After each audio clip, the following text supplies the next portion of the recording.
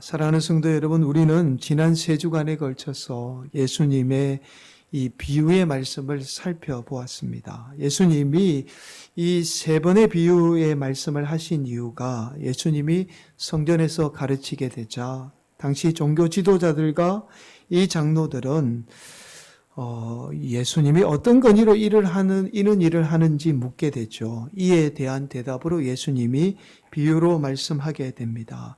자, 이들의 생각으로는 당연히 예수님이 이렇게까지 하는 데는 어떤 배경이 있을 거라고 생각을 했던 거예요. 누군가 뒤에 예수님의 뒤에 있지 않고서는 예수님이 감히 이런 일을 할 수 없다고 생각을 했던 거죠. 자, 그러자 예수님은 첫 번째 비유를 통해서 말씀합니다. 바로 두 아들의 비유이죠. 이 두 아들의 비유를 통해서 예수님은 하나님의 뜻에 순종하는 자는 하나님으로부터 임하는 권세가 임하게 된다는 사실을 말씀해요. 여러분, 이 세상의 권세와는 하나님으로부터 임하는 권세는 완전히 다르죠. 여러분, 세상의 권세는 사람으로부터 나오기 때문에 반드시 사람의 눈치를 보거나 사람을 두려워하게 됩니다. 반면에 하나님으로부터 임하는 권세는 오히려 사람을 두렵게 만드는 힘이 있어요. 자, 그렇게 하나님으로부터 임한 이 예수님의 권세는 당시 세상의 힘을 상징했던 대제사장들과 장로들을 두려움에 떨게 만듭니다. 자, 그리고 이어서 예수님은 두 번째 비유를 말씀해요. 바로 악한 포도원 농부의 비유입니다. 악한 포도원 농부들은 주인에게 반드시 수확의 절반을 새로 주어야 합니다. 그런데도 절반마저도 욕심이 나서 주인이 보낸 종들을 죽이게 돼요. 나중에는 이 악한 포도원 농부들은요, 주인의 아들마저도 죽이게 되죠.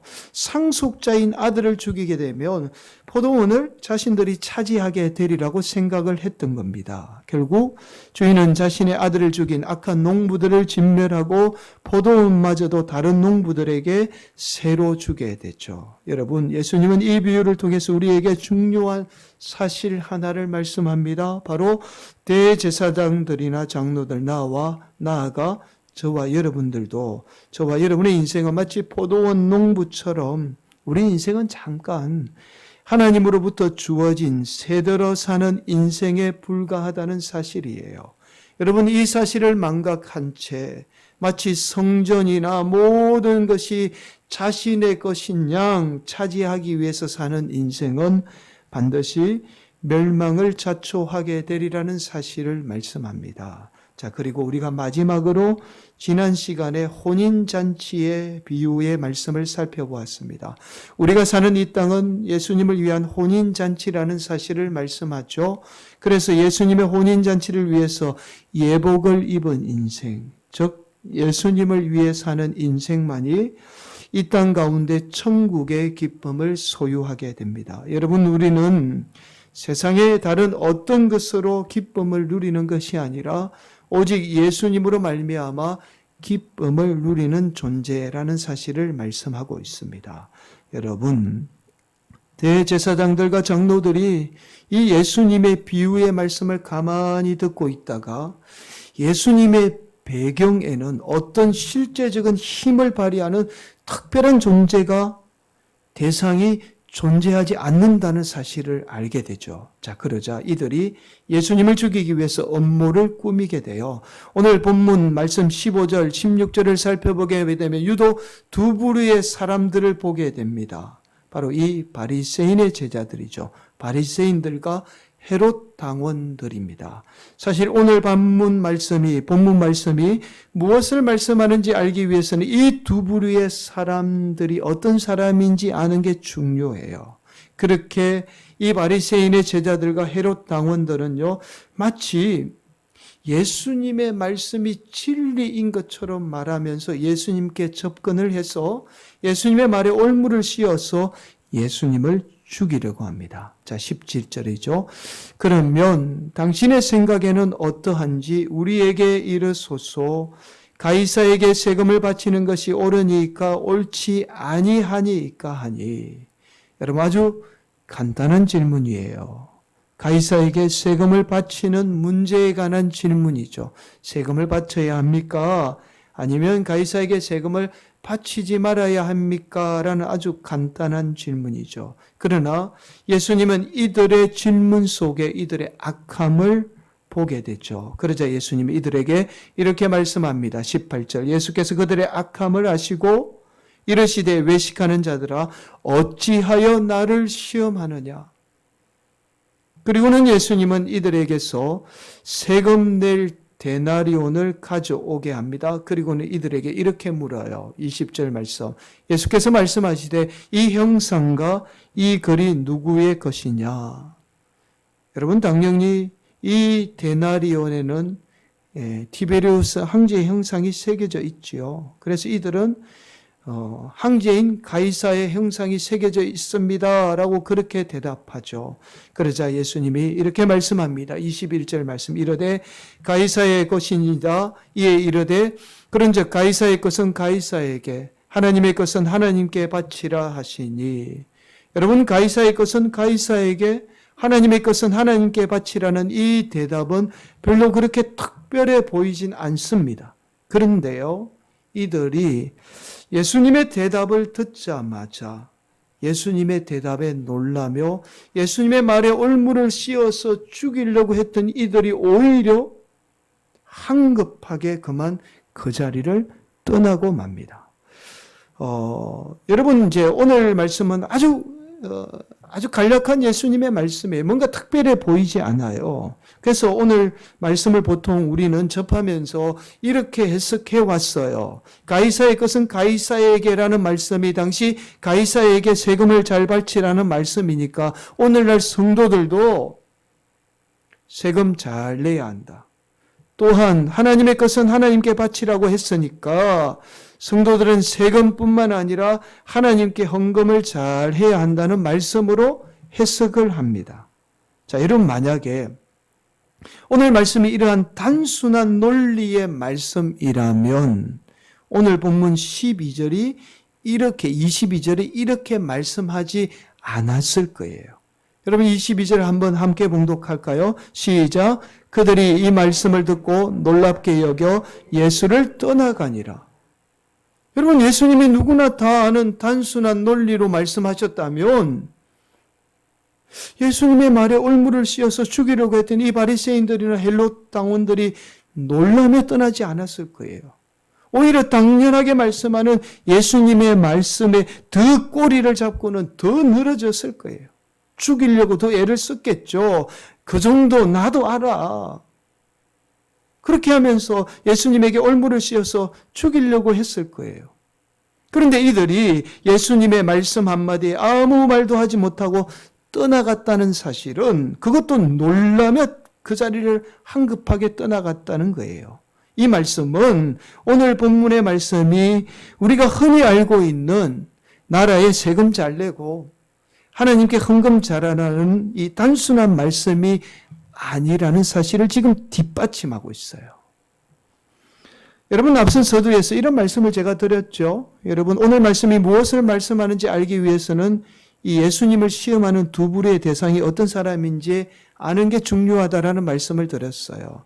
여러분 15절 16절을 다시 살펴보게 되면 이에 바리새인들이 가서 어떻게 하면 예수를 말의 올무에 걸리게 할까 상의하여 자기 제자들을 보내요. 그리고는 헤롯 당원들과 함께 예수님께 보내게 됩니다.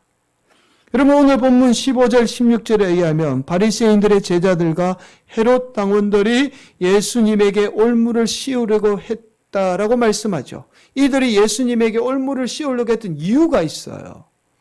여러분 당시 바리새인들은요 로마 황제에게 세금을 바치는 것에 대해서 반대했던 세력입니다. 세금을 내면 안 돼라고 반대했어요. 자 여러분 그 이유가 있어요. 바로 데나리온에 새겨진 글귀 때문입니다. 여러분 당시 로마에 의해서 만들어진 언하인 이 데나리온에는 티베리우스 황제의 형상이 새겨져 있어요. 앞에 한번 보실까요? 형상이 새겨져 있어요. 그리고는 둘레에 글이 쓰여져 있는데 이렇게 쓰여져 있어요. T라는 티베리우스 황제의 약자예요. 케사르 황제라는 말이죠. DB가 하나님을 나타냅니다. 아우구스티 F가 필리우스 아들이라는 약자예요. 그리고는 아우구스티라는 말이에요. 무슨 말이냐면 티베리우스 카이사르 황제는 하나님의 아들이라는 말이에요. 여러분, 이 말은 하나님의 아들이니까 티베리우스 황제가 곧 신이라는 말입니다. 자, 그래서 앞서서 종교적으로 누구보다도 철저했던 사람들이 누구예요? 바리새인이잖아요. 자기들은 구별된 삶을 살았죠. 그래서 로마의 세금을 바치는 문제가 단순히 돈의 문제가 아니라 곧 신인 황제에게 세금을 바치기 때문에 황제를 신으로 섬기게 돼요. 여러분, 그래서 세금을 바치는 행위가 단순히 돈을 내는 행위가 아니라 우상을 숭배하는 행위로 해석을 했던 겁니다. 그래서 세금을 바치는 것에 대해서 이 바리새인들이 반대를 했어요. 반면에 헤롯 왕은요, 로마의 권력을 등에 입고 이스라엘 백성들을 장악하고 있던 이 헤롯을 지지하던 세력이에요.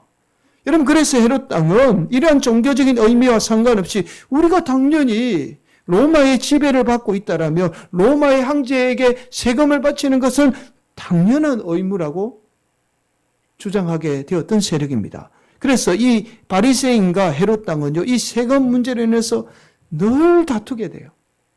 뭔가 다른 것들로 다투다가 결국엔 또 돈 문제로 다투게 된 것이에요. 그래서 예수님이 황제에게 세금을 바쳐야 한다라고 대답하게 되면 바리새인들이 예수님을 죽이게 되고, 반면에 종교적인 신념으로 황제에게 세금을 바치면 안 된다라고 대답하게 되면 이번에는 헤롯 왕이 예수님을 로마 당국에 고발해서 예수님을 죽이게 돼요.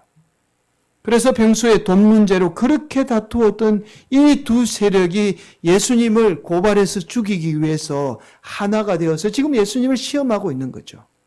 그래서 예수님이 이 바리새인들이나 헤롯 당원들에게 이렇게 말씀하고 있어요. 18절요. 예수께서 그들의 악함을 아시고 이르시되 외식하는 자들아 어찌하여 나를 시험하느냐. 예수님이 이들의 악함을 알고는 외식하는 자요 라고 말씀하고 있어요. 여러분, 무슨 말씀이죠? 외식이라는 말이 무슨 말이에요? 극과 속이 다르다는 거예요. 결국에는 이들이 신앙 때문에 싸운 게 아니라 사실은 신앙을 빈미로 돈 때문에 싸웠다는 겁니다. 돈에 엮여있던 자신들의 이권 때문에 싸운 거예요. 정치를 서로 잡기 위해서 싸운 겁니다. 결국 절대적으로 신뢰하고 믿어야 할 하나님을 믿지 않고 물질을 믿고 의지하며 물질 때문에 싸운 거죠. 그래서 예수님이 이들의 악함을 알고는 가이사의 것은 가이사에게, 하나님의 것은 하나님께 바치라고 말씀하게 된 거예요. 그러자 이들이 놀라며 그 자리를 떠나게 되었던 겁니다. 여러분, 그런데 예수님이 20절에 이렇게 말씀하고 있어요. 아주 중요한 말씀이에요. 이 말씀이. 예수께서 말씀하시되 이 형상과 이 글이 누구의 것이냐. 예수님이 세금을 바치는 문제에 대해서 말씀하면서 데나리온에 새겨진 형상에 대해서 말씀하고 있어요. 또한 예수님이 단순히 가이사에게 바치는 세금에 관해서만 말씀하지 않고 하나님의 것은 하나님께 바치라고 말씀하고 있습니다. 지금 예수님이 세금 외에 하나님께 바치는 것까지 말씀하고 있는 거예요. 여러분, 결국 오늘 본문의 말씀이 단순히 가이사에게 세금을 바치라는 말씀이 아니라 지금 물질과 하나님을 비교하면서 물질의 상대성이에요. 물질의 상대성과 하나님의 절대성에 대해서 말씀하고 있어요. 여러분, 물질은 상대적이에요. 이 말은 곧 물질은 변한다는 말입니다. 여러분, 돈 안에 그려진 형상은 시대에 따라서 항상 변해왔어요. 여러분, 우리가 쓰는 돈 보세요. 그 안에 그려진 그림은 과거에는 안 그려진 그림이잖아요. 형상이 항상 변해왔죠. 이처럼 돈의 형상이 변하듯이 돈은 항상 변한다는 거예요. 변한다는 것은 다른 말로 어떤 말이냐면 믿을 수 있는 존재가 아니라는 말입니다. 변하는 것은 믿을 수가 없잖아요. 여러분, 반면에 하나님은 변하지 않는 절대적인 존재예요. 변하지 않는다는 말, 절대적이라는 말은 곧 그 말은 믿을 수 있다라는 말이 됩니다. 자, 그래서 예수님이 오늘 말씀에 형상을 이야기하면서 하나님의 것은 하나님께 바치고 가이사의 것은 가이사에 바치라고 상대적으로 비교하고 있는 거예요. 여러분, 요즘 지금 우리 사회의 가장 이슈가 뭐죠? 금리 인상이죠. 미국이 물가를 잡기 위해서 이 금리를 인상하게 되자 전 세계 지금 경제가 휘청이고 있어요. 미국의 금리 인상이 전 세계에 여파를 미치는 이유가 미국의 지금 달러죠. 달러가 전 세계의 통화로 사용되기 때문에 그래요. 여러분, 전 세계 통화는 단 하나 달러예요. 전 세계 통화는 돈이 달러밖에 없어요. 여러분, 그래서 우리나라 돈 아무리 많이 가지고 있어도 외국에 가면 그냥 휴지 조각이에요. 아무 의미가 없어요. 쓸모 없어요. 그 이유가 바로 우리나라는 해외에 돈이 통하지 않기 때문이죠. 전 세계 통화는 오직 달러밖에 없어요. 그래서 우리는 외국에 나가게 되면 반드시 뭐예요? 달러로 환전을 하게 되는 겁니다. 여러분, 미국의 금리 인상에는 물가를 잡는다는 단순한 이유인 이 코로나 상황에서 미국이 경제 부양한다고 달러를 시중에 너무 많이 풀었어요. 그래서 물가가 상승한 요인도 있어요. 그러나 이 이면에는 중국과의 경제 패권 싸움이 숨겨져 있습니다. 여러분, 현재 달러를 가장 많이 보유하고 있는 나라가 미국이 아니라 중국이에요. 미국이 달러를 쓰는 나라인데도 중국이 훨씬 더 달러를 많이 가지고 있어요. 그래서 미국 내에 계속해서 물가가 상승하게 되면 물건이 싼 중국 물건을 계속해서 수입해서 쓸 수밖에 없어요. 그러면 그 돈을 뭐로 지불해요? 달러로 지불하니까 중국에는 계속 더 많은 달러가 쌓이게 됩니다. 결국 미국 내에 달러가 없으면 당연히 경제 패권은 중국으로 넘어가게 되어 있어요. 자, 여러분, 과거에 세계 통화는 은이었습니다. 스페인이 세계 패권을 잡게 되자 식민지 나라들로부터 막대한 은을 거두어 들이게 돼요. 이때부터 스페인은요, 힘이 있으니까 세계 통화를 은으로 정하게 돼요. 여러분, 그래서 과거의 영화 보면 여러분 막 큰 범선에 뭘 싣고 가요? 은을 싣고 가서 물건을 막 사오고 그러잖아요. 과거에 이제 통화가 은이었어요. 그러다가 영국이 산업혁명을 일으키면서 세계 경제의 패권을 잡게 되죠. 영국은요, 세계 경제의 패권을 잡게 되자 당시 세계의 통화였던 이 은이 식민지에서 과도하게 많이 생산된다는 이유로 은의 가치가 하락했다는 이유로 금을 세계 통화로 삼게 됩니다. 여러분, 이것을 어려운 말로 근본 위제라고 이야기해요. 금을 기준으로 삼았다는 거예요. 여러분, 금을 세계 통화 기준으로 삼은 이유가 있어요. 영국이 사실은 세계의 경제를 잡고 패권을 잡고 세계 통화의 기준을 금으로 삼은 이유가 당시 영국이 다른 나라에 비해서 상대적으로 금을 많이 보유하고 있었습니다. 여러분, 그래서 금을 세계 통화의 기준으로 삼게 되면 영국이 다른 나라보다 훨씬 더 유리할 수밖에 없었던 거예요. 힘의 논리에 의해서 금이 세계 통화가 된 겁니다. 여러분, 이전만 해도 여러분, 은이 금보다 훨씬 더 가치가 높았어요. 왜냐하면 돈으로 사용되었으니까. 근본 이제가 되면서 금의 가치가 은보다 지금 높게 된 거예요. 요즘에 우리가 은은 사실은 뭐 그렇게 귀하게 여기지 않는 이유가 바로 여기에 있습니다.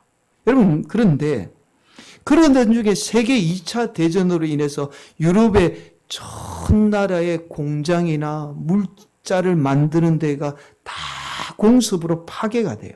그래서 유럽의 전 나라가 2차 세계대전의 모든 군수물자나 모든 물건들을 미국에 의해서 다 수입해서 사용하게 돼요.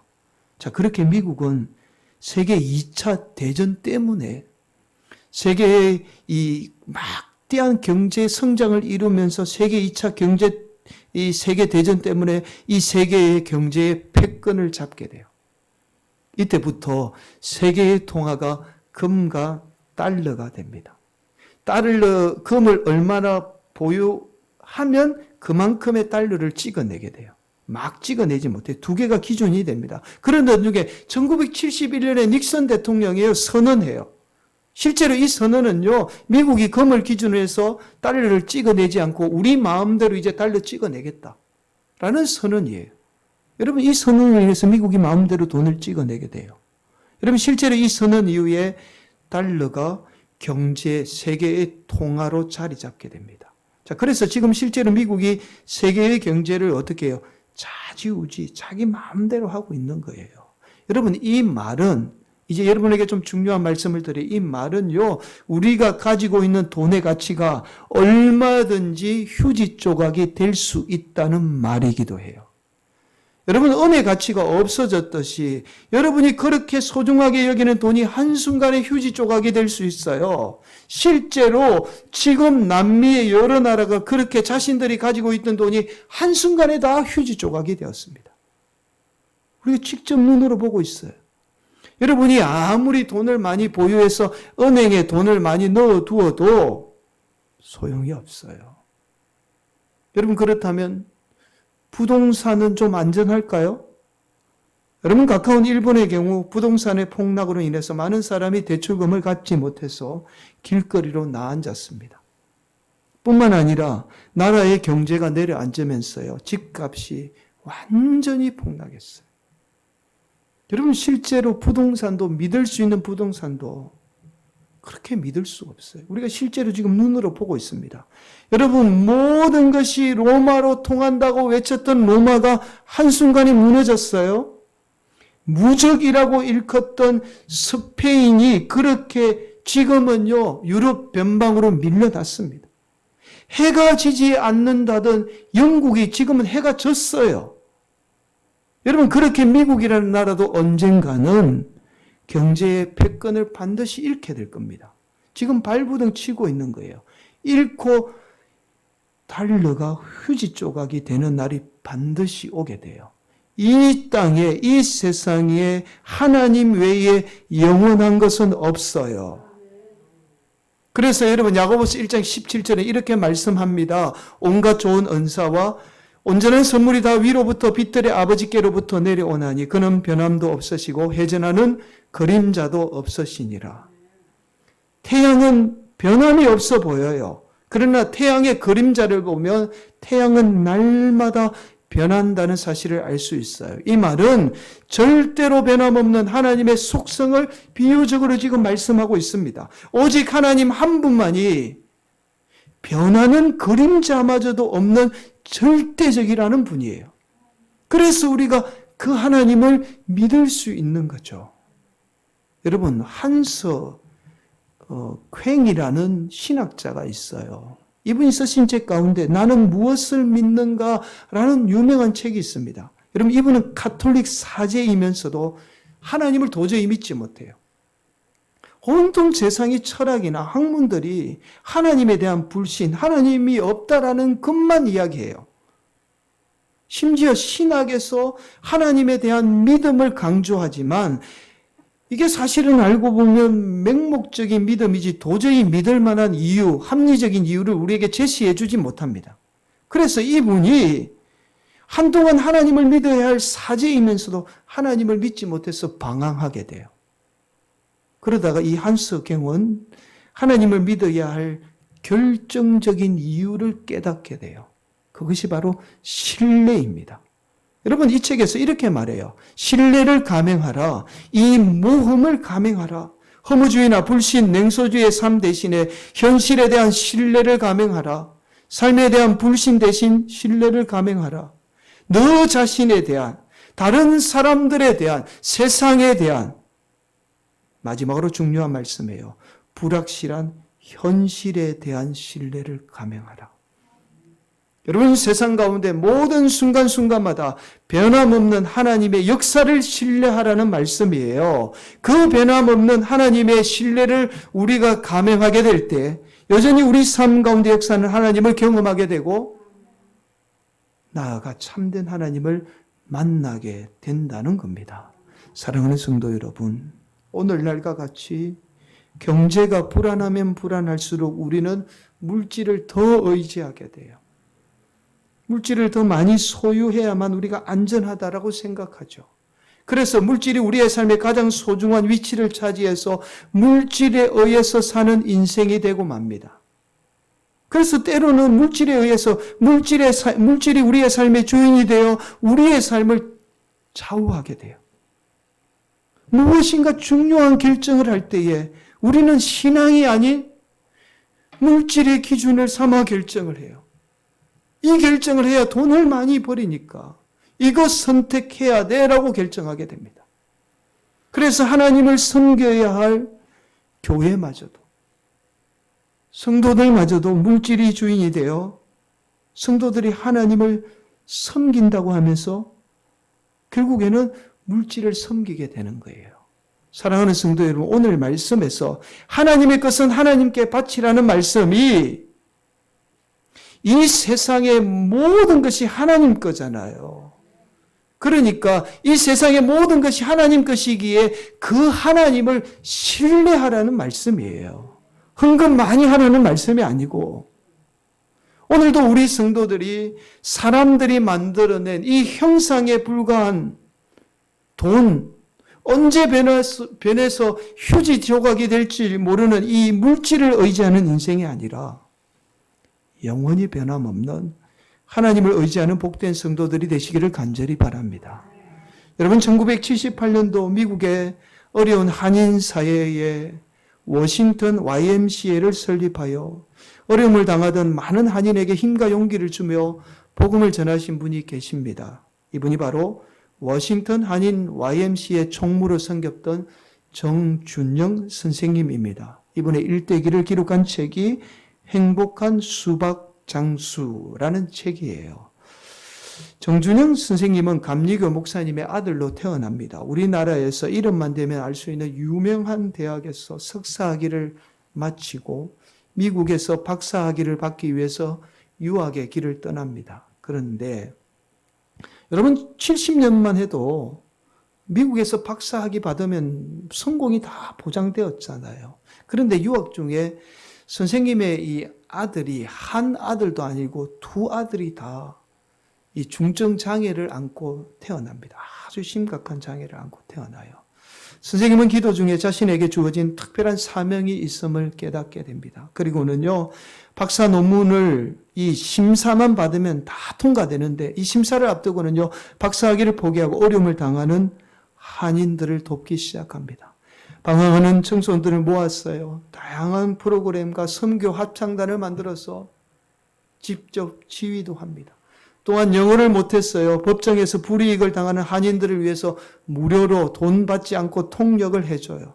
당시 통역하면 돈 다 받았는데 선생님은 무료로 해줘요.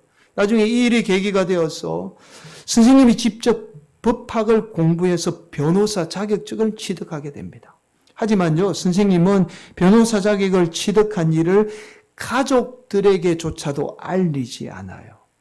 왜냐하면 오로지 돈을 버는 목적으로 사용되지 않고 어려움을 당하는 사람들을 도와주긴 목적으로 사용하기 위해서 가족들에게도 이 사실을 알리지 않습니다. 여러분, 만약에 선생님이 이 당시에 자신의 유익을 위해서 변호사 자격증을 사용했다면 당시 한인들을 대상으로 아마 많은 돈을 벌어서 부자가 되었을 거예요. 막대한 돈을 벌었을 겁니다. 그러나 선생님은요, 평생 집도 없이 허름한 임대 아파트에 살면서 평생을 남을 돕는 일에 헌신하게 돼요. 여러분, 정준영 선생님이 가장 귀하게 여겼던 일이 바로 YMCA 총무 일이에요. 월급도 없어요. 자원봉사직입니다. 여러분, 이 총무질을 하면서 미국 사회에서 한국의 청소년들을 돌보고 가르치는 일이야말로 방황하는 청소년들에게 믿음을 씨앗을 심어주는 그 무엇보다도 중요한 일이라는 사실로 여겼어요. 또한 가난한 이웃을 돕는 일이야말로 자신의 사명이라고 생각을 했던 겁니다. 여러분, 행복한 수박장수라는 책은요, 고 정준영 선생님이 소천하게 되자 선생님의 도움을 받은 많은 한인들의 사연들을 모아서 만든 책이 바로 행복한 수박장수라는 책입니다. 사랑하는 성도 여러분, 우리 성도들이 영원히 변함없는 우리 하나님만을 신뢰하며 그분을 위해 사는 복된 성도들이 되시기를 간절히 바랍니다. 한순간에 사라질 물질이 여러분의 삶의 목적이 되지 않기를 간절히 바라요. 우리 자녀들이 무엇인가 선택할 때, 특별히 배우자를 선택할 때 물질이 기준되지 않기를 간절히 축복합니다. 물질이 기준이 되는 한 그 선택은 불행한 선택이 되는 거예요. 직장을 선택할 때도 마찬가지예요. 물질이 기준이 되지 않기를 간절히 축복합니다. 오직 영원한 우리 하나님의 기준이 되어서 우리의 삶의 기준이 되어서 그 기준을 삼아 사시는 복된 성도들이 되시기를 예수님의 이름으로 간절히 축원을 드립니다.